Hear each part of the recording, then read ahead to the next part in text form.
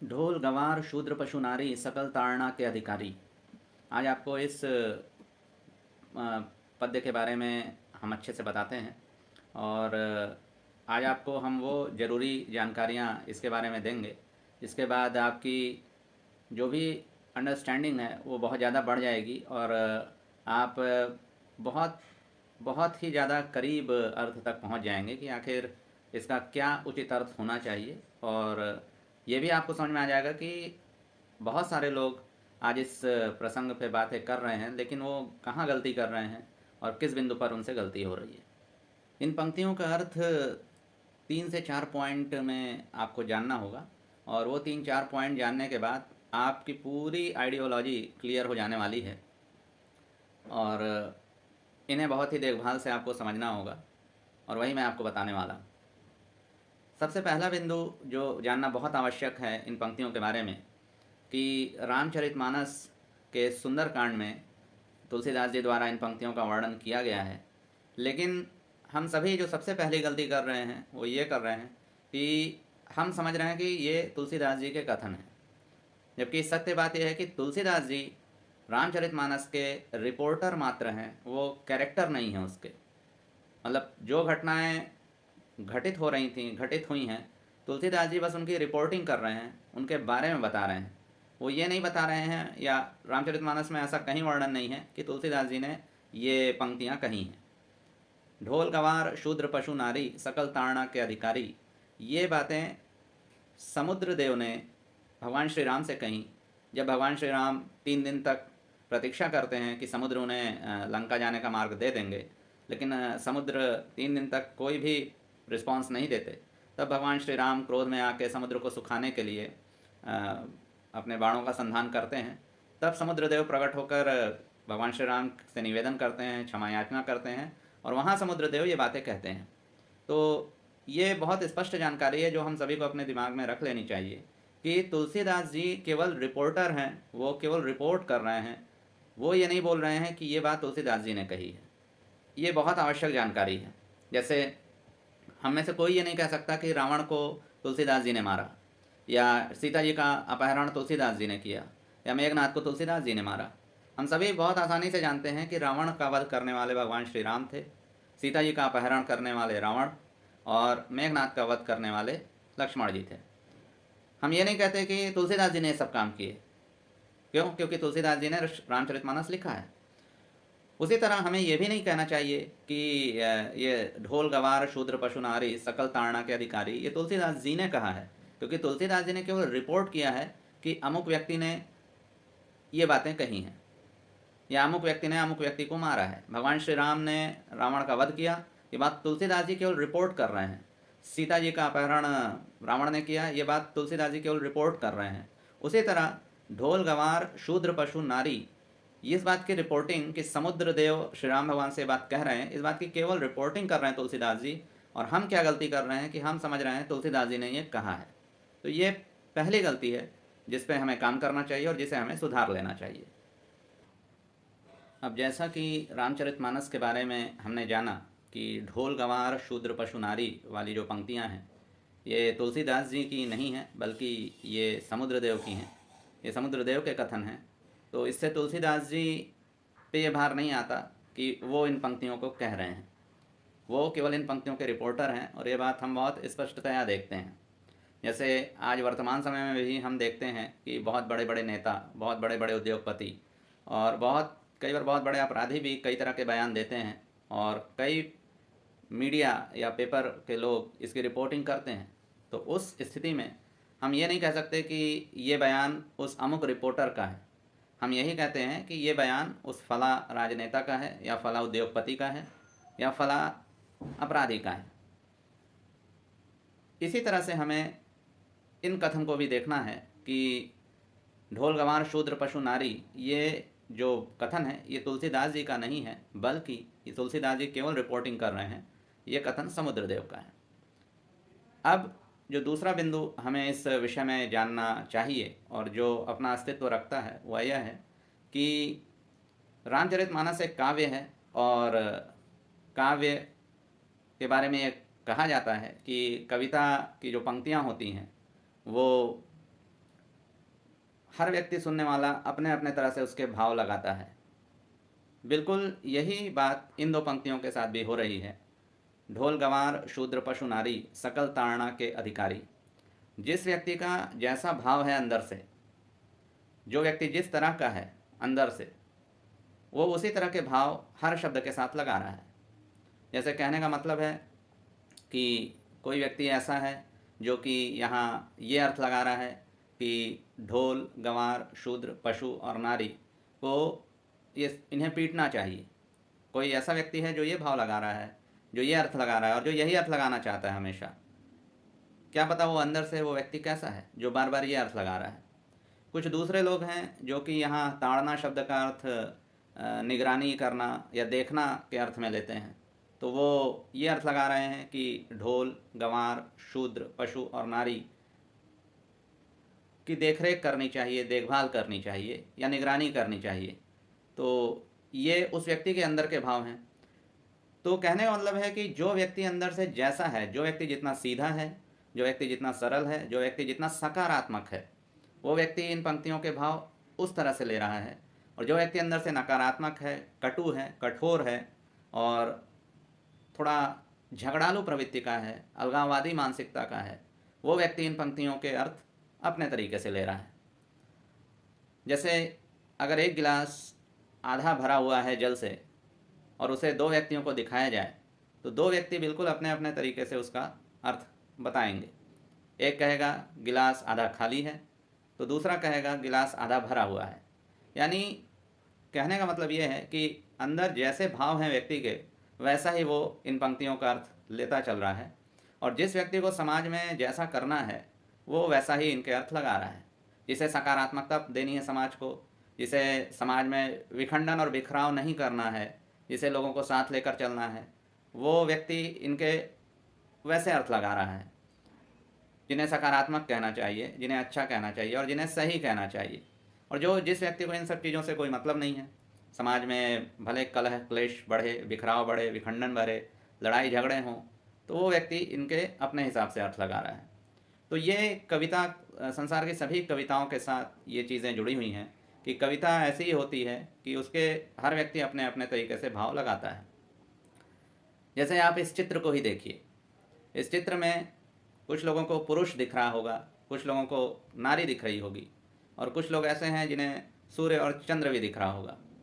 ठीक इसी तरह से, हालांकि इस चित्र में सब कुछ है, तो बिल्कुल इसी तरह से कविता के साथ भी होता है। मनुष्य अपने आंतरिक भावों से कविता के अर्थ को ग्रहण करने लगता है। अब चलिए हम भी कुछ ताड़ना का अर्थ लेकर चलते हैं और हम एकदम सीधा जो ताड़ना का अर्थ बहुत से कुछ लोग ले रहे हैं, हम उसी अर्थ में लेके चलते हैं कि पीटना। ताड़ना का अर्थ अगर हम पीटना लेकर भी चलें तो भी हमारी समझदारी बहुत ऊंचाई पर जाए। हमें इस तरह से ही अर्थ को लेकर चलना चाहिए। जैसे हमें हर इसमें जितने भी घटक हैं इस पंक्ति में, ढोल गंवार शूद्र पशु और नारी, इन सब के अर्थ हमें ताड़ना का अगर हम पीटना भी लेके चलें तो उस पीटना को हमें इन सब घटकों के साथ अलग अलग अर्थ निकालने पड़ेंगे।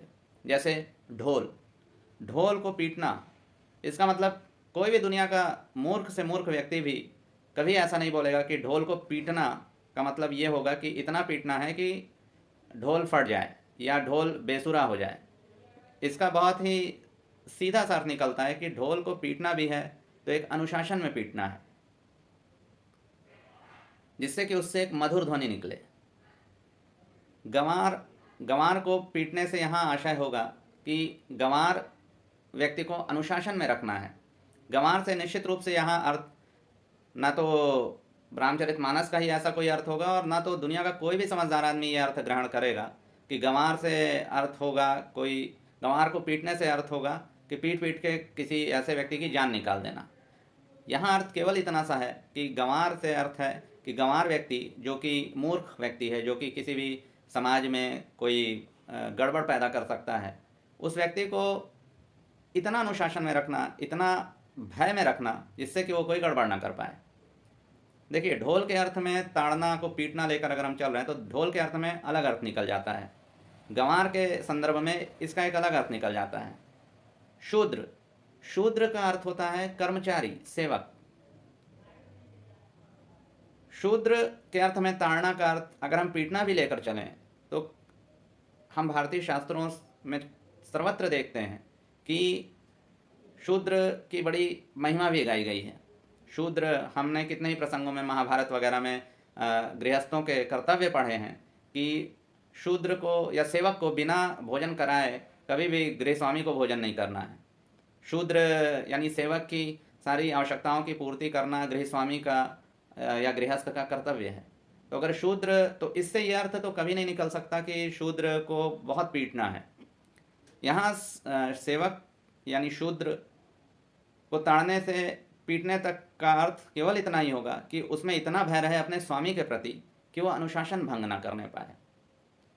और ये हम देखते हैं, आज भी देखते हैं। आज भी ऐसा संसार में कोई व्यक्ति नहीं है जिसको ये अनुभव ना हो कि अगर वो उसके अधीनस्थ कर्मचारी हैं, उसके अधीनस्थ सेवक हैं, तो अगर उनमें अधिकारी का भय ना हो तो वो काम को बहुत उचित तरीके से कर रहे हैं। थोड़ा भय होता है, हर देश काल परिस्थिति में रहा है, आज भी है, कि भय इतना ही रहे कि कर्मचारी या सेवक अनुशासन ना तोड़ने पाए। और निश्चित रूप से इन पंक्तियों का भी यही अर्थ लगाया जाना चाहिए शूद्र के संदर्भ में।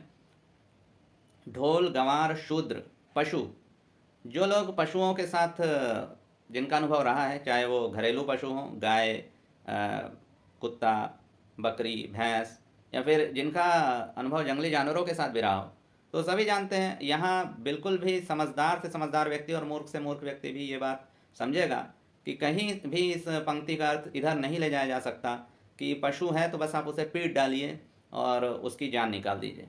निश्चित रूप से अर्थ बहुत सीधा है, बहुत सीधी तरीके से लगाया जा सकता है कि उसमें भी अपने इतना अनुशासन होना चाहिए, अपने स्वामी का भय होना चाहिए कि वो कोई गलत हरकत ना कर बैठे, कोई ऐसा अनुशासन भंग करके किसी को नुकसान ना पहुंचा बैठे, खुद स्वामी को नुकसान ना पहुंचा बैठे। तो ये पूरा जो मसला है ये पूरा अनुशासन पे ही टिका है, चाहे वो ढोल के संदर्भ में हो, चाहे गंवार के संदर्भ में हो, चाहे वो शूद्र यानी सेवक के संदर्भ में हो, चाहे वो पशु के संदर्भ में हो। यहाँ तक कि हम देखते हैं कि गाय जैसा इतना सीधा जीव, जिसको कि माता का दर्जा है और इतनी महिमा है गाय की, लेकिन उस गाय का भी जब दूध निकाला जाता है तो कई जगह आपने भी देखा होगा पैर उसके रस्सी से बांधे जाते हैं, क्योंकि कई गायें ऐसी होती हैं जो कि उस वक्त बिल्कुल ऐसी स्थिति पैदा कर देती हैं कि दूध निकालने में या तो दूध निकालने वाला घायल हो सकता है या दूध ही नहीं निकाल पाएगा। तो इन स्थितियों में ताड़ना का बड़ा सीधा अर्थ है। जो भी व्यक्ति अंदर से सकारात्मक है, समझदार है, और जैसा कि हमारे पूर्वज रहे हैं, जैसा कि 100 साल, 200 साल, 300 साल पहले के पूर्वज थे, उनके साथ कभी ये विवाद नहीं हुआ, कभी ये सुनने में नहीं आया कि उन्हें इन पंक्तियों से कोई बहुत बड़ी परेशानी हुई हो, क्योंकि वो बहुत उच्च कोटि के समझदार लोग थे। वो अर्थ ही ऐसा लेके चलते थे कि उन्हें पता था कि इसके क्या अर्थ होने चाहिए। वो ऐसा अर्थ लगाते ही नहीं थे।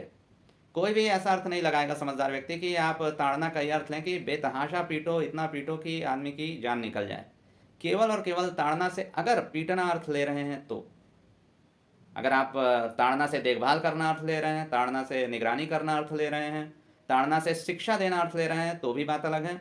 लेकिन अगर ताड़ना का अर्थ आप पिटाई करना भी ले रहे हैं तो भी कोई मूर्ख से मूर्ख व्यक्ति भी ये जानता है कि ऐसा अंधाधुंध पिटाई के लिए कहीं कोई ग्रंथ ना तो कहा है और ना कहेगा, और मूर्ख व्यक्ति भी नहीं कहेगा। तो तुलसीदास जी की प्रतिष्ठा तो बहुत समझदार व्यक्ति की थी। और जो सबसे आखिरी में इन पंक्तियों में जो अवयव है, नारी, ढोल, गंवार, शूद्र, पशु, नारी, नारी की पिटाई। अब जरा खुद सोचिए, भारतीय संस्कृति का जो हल्का सा भी ज्ञान रखते होंगे, यहाँ पे नारियों का कितना सम्मान था। यहाँ एक से बढ़कर एक महान नारियाँ हुई, ज्ञानी, विदुषी, पतिव्रता, तपस्विनी और मर्यादा से घिरी हुई पवित्र महिलाएं हुई। क्या हमारी संस्कृति में ऐसा पिटाई का उल्लेख है क्या? या तुलसीदास जी के खुद के जीवन में ऐसे कोई वर्णन है? यहाँ ताड़ना का केवल ये अर्थ है नारी के केस में कि उस नारी में या किसी भी नारी में अपने स्वामी के प्रति एक अनुशासन में रहने वाला भय होना चाहिए, क्योंकि हर व्यक्ति के लिए आवश्यक है कि उससे उच्च व्यक्ति के अनुशासन का भय निम्न व्यक्ति में हो, क्योंकि जैसे ही उच्च व्यक्ति का अनुशासन हटेगा तो निम्न व्यक्ति अपना अनुशासन भंग कर देगा। ये हमारे यहाँ कहा भी गया है कि यथा राजा तथा प्रजा। अगर राजा अनुशासनहीन होगा तो प्रजा भी अनुशासनहीन होगी, और राजा अनुशासित होगा तो प्रजा भी अनुशासित होगी। तो उसी तरह नारी का भी है कि नारी का स्वामी हमारे यहाँ अनादिकाल से पति को कहा गया है। पति मतलब होता ही स्वामी है, पति शब्द का अर्थ ही स्वामी होता है। तो जैसे शास्त्रों में भी भूपति, पशुपति, बृहस्पति, वाचास्पति, लखपति, करोड़पति जैसे शब्द पति के संदर्भ में हैं, तो पति का अर्थ ही है स्वामी। तो नारी के प्रसंग में या नारी के संदर्भ में पति का मतलब होता है उसका स्वामी। तो इस स्वामी का भय थोड़ा सा नारी में होना चाहिए, जिससे वो अनुशासन की मर्यादा को पार ना कर सके।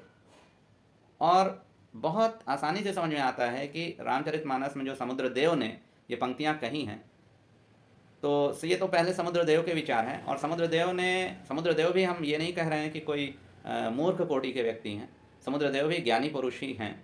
और उन्होंने ये बात निश्चित रूप से अनुशासन के ही लक्षण पर कही है। मतलब उनका यही सीधा कथन है कि ये जो 4-5 चीज़ें हैं इस पंक्ति में, ढोल, गंवार, शूद्र, पशु और नारी, इन सभी को अपने अपने स्वामी का अनुशासन होना चाहिए। ढोल बजाने वाले का अनुशासन ढोल को चाहिए, तभी उससे मृदु ध्वनि निकलेगी।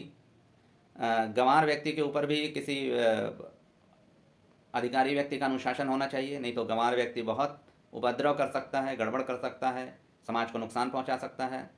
शूद्र व्यक्ति यानी कि सेवक व्यक्ति पे भी उसके स्वामी का अनुशासन होना चाहिए, और उसको अपने स्वामी के अनुशासन का भय होना चाहिए, तभी वो अपने सेवा कार्य में किसी भी तरह की अनियमितता नहीं करेगा। ये हम अपने अनुभवों से भी देखते हैं। पशु के साथ हमने देख ही लिया, पशु में अगर अपने स्वामी का अनुशासन का भय नहीं रहेगा। और सबसे अंत में नारी का स्वामी उसका पति है, और उस नारी में भी अपने पति के अनुशासन का थोड़ा भय होना ही चाहिए, वरना वो नारी भी अपनी मर्यादा के बाहर जा सकती है, और मर्यादा के बाहर जाने से कई तरह की गड़बड़ पैदा हो सकती है। तो ये वास्तव में ये सही तरीका है, क्योंकि रामचरितमानस पूरा काव्यात्मक है, और भी जो दूसरे काव्य हैं, तो काव्य को हम किस ढंग से ले रहे हैं ये हमारे भावों पे निर्भर करता है। अगर हम अंदर से शुद्ध हैं, सीधे हैं, सकारात्मक हैं, देश की संस्कृति को समझने वाले हैं, तो हम उस धारा में इसका अर्थ लेंगे। और अगर हम ऐसे नहीं हैं, हम अंदर से सीधे नहीं हैं, कठोर हैं, कड़वे हैं, ईर्ष्यालु हैं, झगड़ालू हैं, तो हम इसका अर्थ दूसरे तरीके से लेंगे। ये कविता के साथ होता है। तो ये पूरी तरह से हमारे ऊपर निर्भर करता है कि हम इसको किस अर्थ में ले रहे हैं।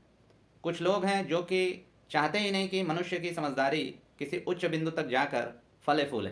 वो चाहते हैं कि सबसे निम्न कोटि पे मनुष्य की समझदारी चली जाए और वहाँ जाके वो पूरी बिखर सी जाए। इसीलिए वो हर चीज़ का ऐसा ही अर्थ निकालते हैं या निकालना चाहते हैं जिससे समाज में केवल और केवल क्लेश और उपद्रव पैदा हो। जैसा कि हमने इस पूरी चर्चा से समझा कि ये पूरी तरह से हमारे ऊपर निर्भर करता है कि हमारे सामने प्रस्तुत किसी काव्य पंक्ति का अर्थ हम किस तरह से लेते हैं।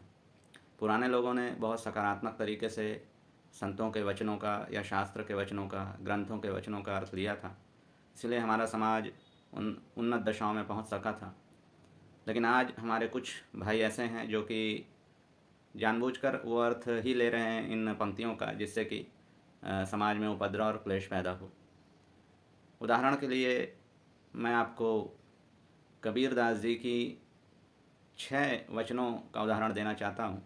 इन 6 वचनों को देखिए आप ध्यान से, और ये पहला वचन देखिए आप, कबीरदास जी क्या कहते हैं यहाँ पे।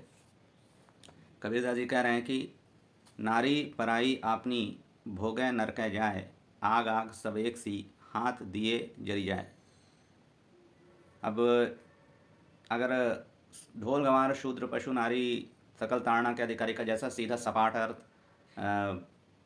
नकारात्मकता मानसिकता वाले लोग कर रहे हैं, तो वो इनका अर्थ भी बिल्कुल वैसे ही कर सकते हैं कि कबीरदास जी को वो आलोचना का बिंदु बना सकते हैं, कबीरदास जी की आलोचना कर सकते हैं इन पंक्तियों पर कि वो ये कह सकते हैं कि कबीरदास जी कह रहे हैं कि नारी चाहे अपनी हो चाहे दूसरे की हो, उसे भोगने से आदमी नरक ही जाता है, और आग आग सब एक सी हाथ दिए जल जाए। कहने का मतलब है कि नारी को ये कहा गया कि वो ऐसी आग है जिसको हाथ से छूने से ही आदमी जल जाता है, यानी उसका विनाश हो जाता है। तो एक अर्थ तो ऐसा निकाला जा सकता है, लेकिन इसका ऐसा अर्थ हमने कभी नहीं निकाला, हमारे समाज ने कभी नहीं निकाला, बल्कि इसका सकारात्मक अर्थ ही निकाला गया है। इसका सकारात्मक अर्थ ही आज तक हमारे समाज में चला है, और शास्त्रों में, संत वचनों में ऐसे ढेरों उदाहरण हैं जिनके अर्थ सकारात्मक तरीके से ही निकाले जाते हैं, क्योंकि ये सभी काव्य हैं, और काव्य के अर्थ हम कैसे ले रहे हैं ये हमारे ऊपर ही निर्भर करता है। अगला वचन कबीरदास जी का है, नारी निरखी न देखिए, निरखी न कीजिए दौर, देखत ही ते विष चढ़े, मन आवे कुछ और।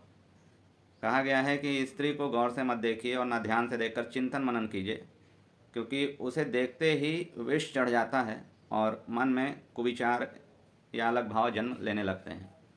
तो इन पंक्तियों का गलत अर्थ भी निकाला जा सकता है, और उन अर्थ को आधार बनाकर कबीरदास जी की आलोचना भी की जा सकती है। लेकिन हम जानते हैं कि कबीरदास जी का जीवन हम जानते हैं, और कबीरदास जी का कभी भी वो भाव नहीं था, ना तो किसी और संत का ही था। ये हमारे ऊपर है कि हम कविता का किस तरह से अर्थ लेते हैं।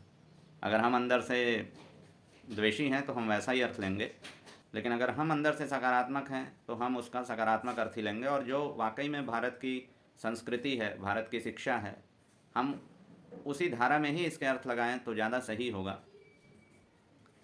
देखिए कबीरदास जी आगे कहते हैं कि नारी नाही नाहरी करे नैन की चोट, कोई कोई साधु उभरे ले सदगुरु की ओट। अर्थात यहाँ नारी को सिंघनी की तरह खूंखार बताया जा रहा है, जो आँखों पे कोरों से वार करती है, और उससे कोई नहीं बच सकता, केवल कोई कोई साधु पुरुष ही उससे बच सकता है। फिर अगला वचन हम देखते हैं कबीरदास जी का कि छोटी मोटी कामिनी सभी विष की बैल, बैरी मारे दांव से यह मारे हंसी खेल। अर्थात छोटी हो या बड़ी, कैसी भी स्त्री हो, दोनों ही विष की बेल है। दुश्मन तो दांव से मारता है, लेकिन वह हंस हंस कर ही खत्म कर देती है। इन वाक्यों का हमारे भारतीय समाज में कभी भी गलत या नकारात्मक अर्थ नहीं निकाला गया, बल्कि जो हमारे यहाँ की धर्म और संस्कृति की शिक्षा है उसी धारा में ही इसके अर्थ निकाले गए हैं।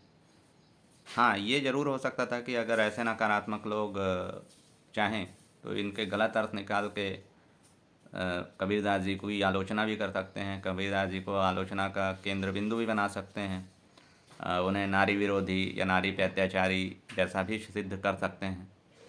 लेकिन बिल्कुल उसी तरह से जैसे कविता की पंक्तियों का अर्थ हम पे निर्भर करता है कि हम उन्हें किस दिशा में ले जाना चाहते हैं। तो सभी संत वचनों और शास्त्र वचनों के साथ ये जुड़ा हुआ है कि हमेशा जो विद्वान लोग होते हैं, जो बुद्धिमान होते हैं, जो सकारात्मक लोग होते हैं, वो उनके अर्थ उस दिशा में ले जाते हैं जिससे समाज को कुछ काम की चीज़ प्राप्त हो। और जो नकारात्मक लोग होते हैं, जो झगड़ालू, ईर्ष्यालु, अलगाववादी, विखंडनवादी लोग होते हैं, वो इनके अर्थ उस दिशा में लेके जाते हैं जिससे समाज को नुकसान पहुँचे।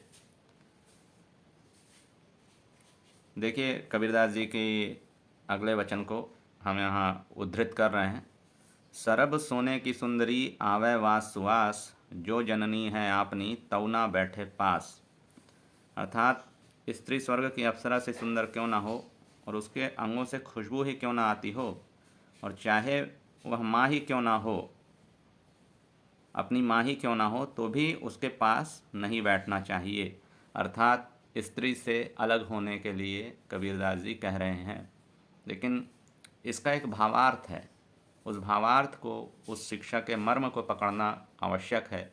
बिल्कुल उसी तरह से जैसे कि रामचरितमानस में समुद्रदेव का जो वचन उद्धृत किया जा रहा है कि ढोल गवार शूद्र पशु नारी, सकल ताड़ना के अधिकारी, इनका भी एक भावार्थ है, और उस भाव के अर्थ को, उसके सही मर्म को पकड़ना और उसकी शिक्षा का प्रचार करना आवश्यक है। और ऐसा हुआ भी है हमारे देश में। लेकिन अभी कुछ नए तरह के ऐसे लोग आ गए हैं जो जानबूझकर उन शिक्षाओं का गलत अर्थ या अपने मनमाने अर्थ या कुछ ऐसे अर्थ निकालना चाहते हैं जिससे हमारा नुकसान हो। और देखिए यहाँ कबीरदास जी का 6वां वचन हम लेते हैं, आप गौर करेंगे इस पर कि दीपक झोला पवन का, नर का झोला नारी, साधु झोला शब्द का बोले नहीं विचारी। यहाँ पे इसके अर्थ जो निकल रहे हैं वो हैं कि वायु का झोंका दीपक के लिए खतरनाक है और स्त्री का झोंका पुरुष के लिए खतरनाक है। ध्यान देंगे, स्त्री का झोंका पुरुष के लिए खतरनाक है। शब्दों का झोंका साधु के लिए खतरनाक है यदि वह विचार कर नहीं बोलता है। तो ये 6 वचन यहाँ हमने प्रस्तुत किए आपके सामने। लेकिन अब ये भी काव्य है, कविता है, और हम अपने मन के भाव पे या जैसी हमारी अंदर शिक्षा है हम उस आधार पर उस दिशा में चाहे तो इसके अर्थ ले जाएं। और कबीरदास जी को भी नारी विरोधी सिद्ध करके उनकी ज़बरदस्त आलोचना करने लगे, या फिर हम इसको देश की संस्कृति और शिक्षा जो पुरातन काल से चली आ रही है उस धारा में लेके चलें और समाज को हम अपने समय में अपने समाज को कुछ सकारात्मक दे सकें। तो ये सारी चीज़ें हम पे ही निर्भर करती हैं। इसलिए ये बहुत आवश्यक है कि हम जब किसी शास्त्र वचन या संत वचन का अर्थ निकालने जाएं तो उसे इस तरह से ही निकालें जिससे समाज को कुछ फ़ायदा हो और समाज को कुछ सकारात्मकता मिल सके। अब देखिए, एक अन्य उदाहरण मैं आपको गौतम बुद्ध जी का यहाँ प्रस्तुत करता हूँ कि जब गौतम बुद्ध जी ने संघ का निर्माण किया, मठों का निर्माण किया, तो उसमें उन्होंने महिलाओं के प्रवेश पर वो राज़ी नहीं हुए थे और वो नहीं चाहते थे कि महिलाएं आएँ और संघ में रहें। लेकिन उसके बाद उनके जो शिष्य थे आनंद, उन्होंने इस चीज़ पे गौतम बुद्ध जी से बात की और उन्हें काफ़ी कन्विंस किया कहा जाए तो। और उसके बाद गौतम बुद्ध जी राज़ी हुए। लेकिन ये राज़ी होने के बाद भी गौतम बुद्ध जी ने करीब 8 ऐसे कड़े नियम बनाए जो महिलाओं पे ही लागू होते थे और महिलाओं को ही उनका पालन करना था। ये इसलिए आवश्यक थे जिससे कि संघ की मर्यादा बनी रहे, क्योंकि हम ये बहुत अपने अनुभव से ही हम सभी समझ सकते हैं कि अगर ऐसे नियम ना बनाए जाएं और स्त्री पुरुष के बीच कोई वैवाहिक जैसा पवित्र बंधन ना हो और ऐसे नियम ना बनाए जाएं तो आचरण कितना अपवित्र हो सकता है और कितनी गिरावट आ सकती है स्त्री पुरुष के बीच में। तो इन्हीं सबको देखते हुए समय समय पे संत महात्माओं ने अपने वचन कहे हैं और ये हमारे ऊपर निर्भर करता है कि हम उनके अर्थ किस दिशा में लेके जाएं। अब कहीं हम कबीरदास जी को या गौतम बुद्ध को या तुलसीदास जी को, अगर हम में नकारात्मकता है, हम में ईर्ष्या द्वेष झगड़ालू प्रवृत्ति है, तो हम इन संतों को के वचनों को के गलत अर्थ लगा के उनकी आलोचना भी बहुत कर सकते हैं। और लेकिन अगर हम वाकई में समाज को कुछ देना चाहते हैं तो ये हमारे लिए आवश्यक है कि हम एक सही धारा में, एक सही दिशा में इन वचनों के अर्थ करें और इसमें अपने अनुभवों का भी हम इस्तेमाल करें, तो उससे वाकई में हमारे समाज को लाभ ज़्यादा प्राप्त होगा।